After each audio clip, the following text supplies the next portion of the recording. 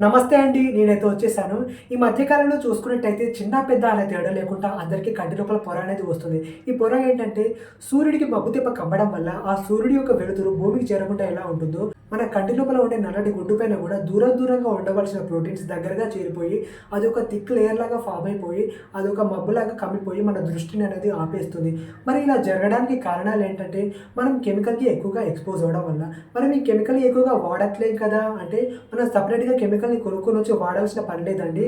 మనం రోజు వాడే వస్తువులలోనే కెమికల్ ఉంటుంది. అంటే మనం కొత్త ఇంటికి వేసే పెయింట్‌లలో ఒక డిఫరెంట్ స్మెల్ అనేది వస్తుంది. ఆ డిఫరెంట్ స్మెల్ అనేది కెమికల్‌ని యూజ్ చేయడం వల్ల వస్తుంది. ఇంకా మనం డైలీ వాడే టూత్ పేస్ట్‌లలో కూడా కెమికల్ అనేది ఉంటుంది. మనం ఎప్పుడైనా బట్టల షాప్‌కి వెళ్తే ఆ కొత్త బట్టలలో ఒక డిఫరెంట్ స్మెల్ వస్తుంది. ఆ డిఫరెంట్ స్మెల్ కూడా కెమికల్ యూజ్ చేయడం వల్ల వచ్చిన వాసనే. ఇంకా హై డయాబెటిక్ పేషెంట్స్‌లలో స్టెరాయిడ్ మెడిసిన్ వాడే వారిలో కూడా ఈ కంటి లోపల పొర అనేది వస్తుంది.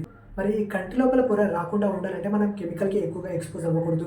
ఇంకా విటమిన్ ఏ ఉన్న ఆహార పదార్థాలు తీసుకోవాలి. అంటే ఆకుకూరలు, క్యారెట్, ఫిష్ లాంటివి తీసుకుంటే మన కళ్ళు ఆరోగ్యంగా ఉంటాయి.